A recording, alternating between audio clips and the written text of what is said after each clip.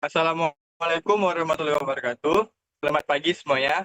Sebelumnya terima kasih kepada Bapak Desprian sebagai dosen pengampu mata kuliah Bahasa Indonesia yang telah memberikan kami kesempatan untuk mempresentasikan hasil diskusi kelompok kami.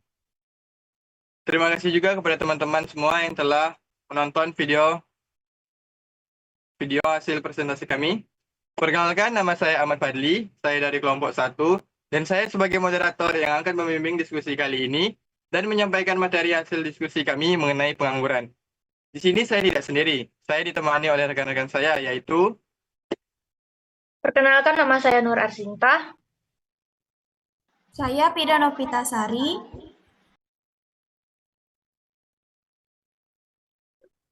Saya Febri Syafisa Putri. Saya Syafira Shantika Adelia.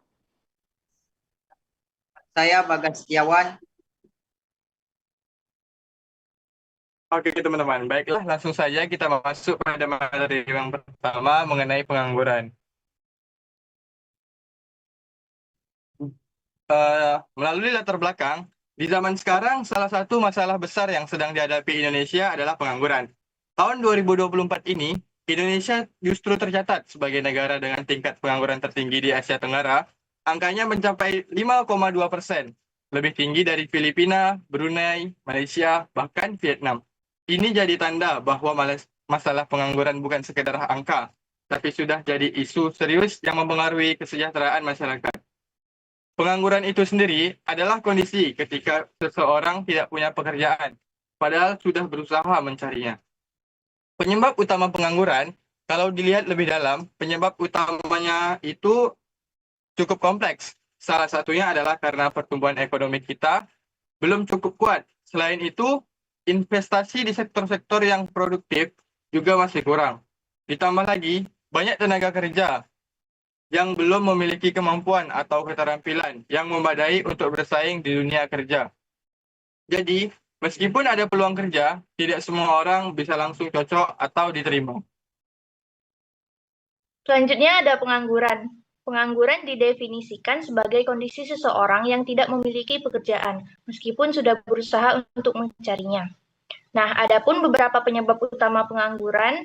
Yang pertama, pertumbuhan ekonomi yang lambat, yang menyebabkan terbatasnya penciptaan lapangan kerja.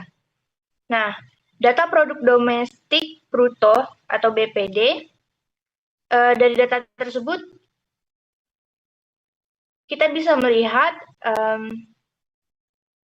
pertumbuhan ekonomi yang lambat dari tahun ke tahun atau tingkat pertumbuhan ekonomi tahunan. Nah, yang kedua ada kurangnya investasi dalam sektor produktif. Kurangnya investasi dalam sektor produktif menyebabkan kesempatan kerja tidak berkembang secara optimal.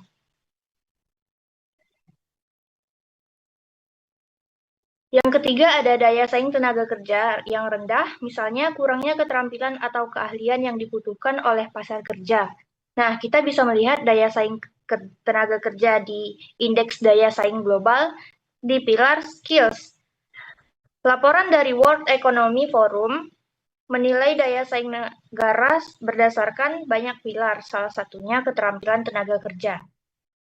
Nah, contoh datanya ada di Indonesia GCL 2019, skor pilar skills keterampilan 57,4/100. Peringkat global pilar skills Indonesia itu peringkat ke-65 dari 141 negara. Ini menunjukkan negara Indonesia masih kurang dalam keterampilan teknis, vokasional, dan digital dibandingkan dengan negara-negara pesaing seperti Vietnam, Thailand, atau Malaysia. Untuk mengatasi masalah seperti ini, kita memerlukan solusi seperti yang pertama, peningkatan investasi baik dari dalam maupun luar negeri. Yang kedua, reformasi sistem pendidikan agar lebih sesuai dengan kebutuhan dunia kerja. Yang ketiga, insentif untuk sektor industri agar bisa meningkatkan kapasitas produksi dan menyerap lebih banyak tenaga kerja. Di sini ada faktor yang mempengaruhi pengangguran di Indonesia. Ada faktor internal dan faktor eksternal. Di sini saya akan membahas faktor internal, yaitu perilaku individu. Perilaku individu adalah bentuk tindakan atau pola pikir respon emosional yang dilakukan seorang individu dengan lingkungannya. Nah, perilaku individu ini ada kurangnya keterampilan dan pendidikan. Di sini banyak pencari kerja saat ini tidak memiliki keterampilan yang dibutuhkan oleh pasar kerja saat ini, seperti tidak menguasai teknologi informasi atau digital skill. Dan kurangnya kemampuan komunikasi, manajemen waktu, atau berpikir kritis, dan tidak memiliki keahlian teknis sesuai kebutuhan industri. Tingkat pendidik yang rendah, kurangnya akses atau minat terhadap pendidikan tinggi, dan pendidikan formal yang rendah membatasi jenis pekerjaan yang bisa dilamar. Dampaknya ini bisa berisiko tinggi kehilangan pekerjaan atau lowongan pekerjaan susah.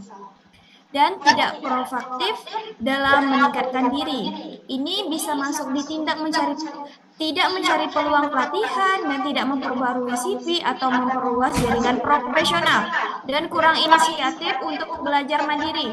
Contoh, mahasiswa semester 6 manajemen dengan IPK yang cukup baik, namun selama kuliah ia hanya fokus pada teori dan tidak pernah mengikuti pelatihan tambahan. Saat mengikuti program magang perusahaan, ia diminta membuat laporan menggunakan Excel, tetapi ia tidak menguasainya. Ia juga sulit bekerja dalam tim dan tidak terbiasa berkomunikasi secara profesional. Nah, yang kedua itu ada perilaku individu kurangnya motivasi untuk bekerja. Penyebabnya ini mental zona aman.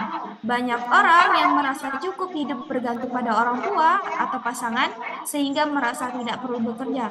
Nah, contohnya ini seperti lulus kuliah memilih tidak bekerja karena masih diberi uang saku oleh orang tua, dan rasa takut gagal atau kurang percaya diri. Misalnya itu takut ditolak saat melamar kerja atau merasa tidak pantas bersaing dengan orang lain dan akhirnya memilih diam dan tidak mencoba. Ada tidak punya tujuan atau arah karir yang jelas, tidak tahu ingin bekerja apa, di mana, atau bagaimana mencapainya, akibatnya tidak ada dorongan untuk mencari kerja. Dan terakhir itu ada terlalu selektif dalam memilih pekerjaan, hanya mau bekerja di posisi tertentu dan gaji tinggi padahal belum punya pengalaman dan menolak banyak peluang atau tidak cocok.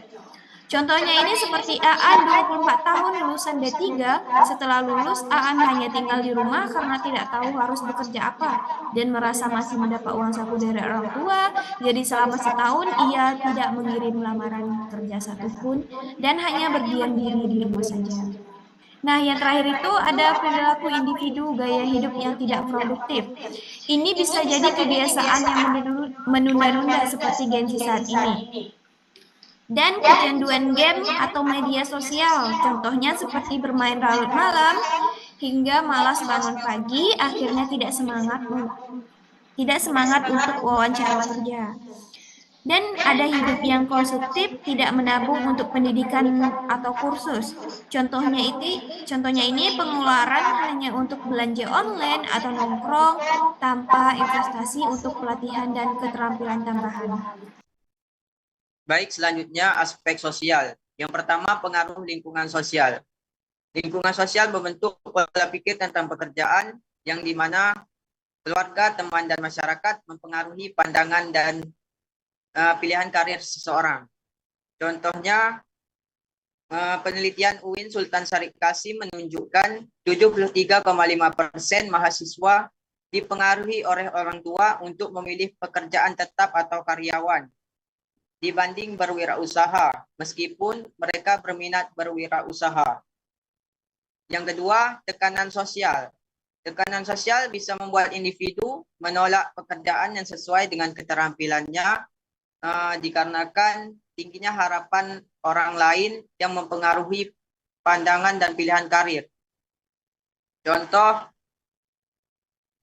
di Jakarta, seorang mahasiswa Universitas Negeri Terkemuka mengakhiri hidupnya dengan meninggalkan catatan yang menyebutkan rasa tertekan terhadap nilai akademik yang tidak memuaskan. Dan ada juga di Surabaya, di mana seorang mahasiswa yang ditemukan meninggal dengan surat wasiat yang menyatakan ketidakmampuannya dalam memenuhi harapan keluarga yang menuntut menjadi lulusan terbaik.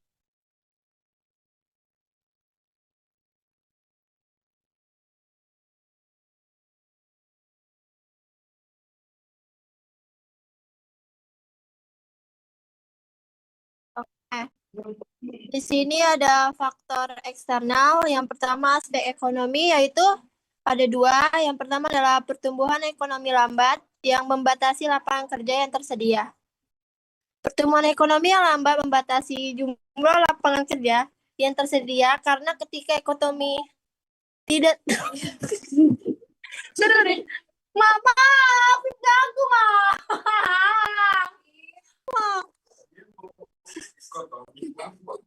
Mama, mana bikin tugas loh.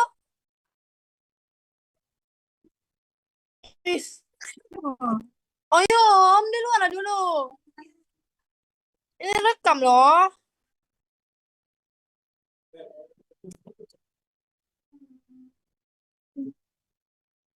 Oke, di sini ada faktor eksternal. Yang pertama aspek ekonomi. Pertumbuhan ekonomi lambat membatasi lapangan kerja yang tidak tersedia. Lapangan kerja yang tersedia karena ketika ekonomi tidak tumbuh dengan cepat, perusahaan cenderung mengurangi ekspansi dan investasi sehingga penciptaan pekerjaan baru menjadi terbatas. Hal ini menyebabkan persaingan ketat di pasar tenaga kerja dan meningkatkan tingkat pengangguran. Ya, contohnya kayak ketika kemajuan teknologi menggantikan tenaga kerja di sektor pertanian tradisional tanpa diimbangi dengan pelatihan keterampilan baru bagi tenaga kerja, sehingga banyak pekerja kehilangan pekerjaan dan sulit beralih ke sektor lain yang tumbuh. Yang kedua yaitu ketidakseimbangan antara tenaga kerja dan pekerjaan tersedia.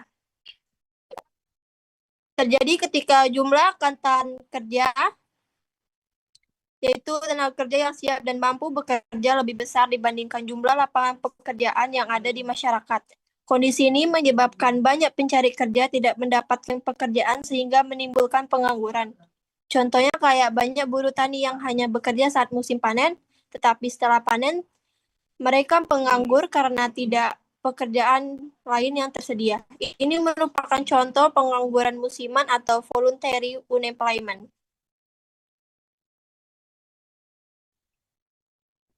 Selanjutnya, faktor eksternal aspek politis dan organisasi. Yang pertama, kebijakan pemerintah. Kebijakan pemerintah seperti regulasi, insentif, dan program ekonomi yang sangat berpengaruh terhadap ketersediaan lapangan kerja. Kebijakan yang mendukung dapat mendorong terciptanya lapangan kerja baru. Contoh, pemerintah memberi insentif pajak kepada perusahaan yang mempekerjakan tenaga lokal, sehingga perusahaan terdorong membuka lowongan kerja baru. Yang kedua, kurangnya peluang kerja dari perusahaan.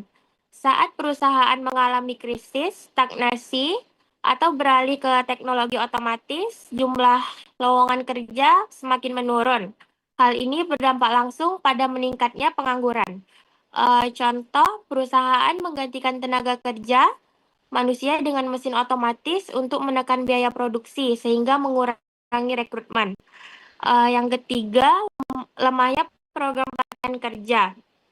Program pelatihan yang tidak relevan dengan kebutuhan industri membuat lulusan tidak siap bersaing di pasar kerja. Pelatihan harus menyesuaikan dengan tuntutan dunia kerja.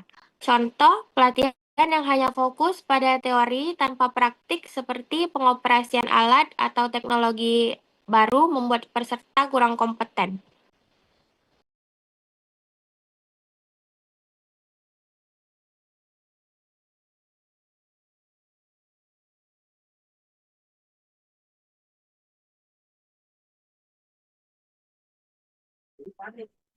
Oke, sekian penyampaian materi dari kelompok kami. Jadi kesimpulannya adalah pengangguran dipengaruhi oleh faktor internal seperti motivasi, keterampilan sosial, dan eksternal, ekonomi, politik, dan organisasi. Memahami faktor-faktor ini dapat membantu merancang strategi efektif untuk mengurangi pengangguran. Saran dari kelompok kami adalah yang pertama, peningkatan investasi pada industri padat karya. Yang kedua, peningkatan kualitas pendidikan dan pelatihan agar tenaga kerja lebih siap tetap bersaing di pasar kerja. Yang ketiga, kebijakan ramah investasi dan usaha kecil menengah untuk mendorong penciptaan lapangan kerja. Yang keempat, masyarakat sadar pentingnya produktivitas dan perencanaan karir. Harapannya diskusi ini bisa memberikan ilmu yang baik kepada kita semua untuk kedepannya. Terima kasih kepada Bapak dan teman-teman semua yang telah berkenan menyimak presentasi kelompok kami. Saya kira diskusi ini cukup sampai di sini. Mohon maaf apabila ada kesalahan dan kurang sempurna, karena di sini kami juga masih sama-sama proses pembelajaran. Sekian dari saya. Terlebih dan kurang mohon maafkan. Wabillahi taufiq wal hidayah. Wassalamualaikum warahmatullahi wabarakatuh.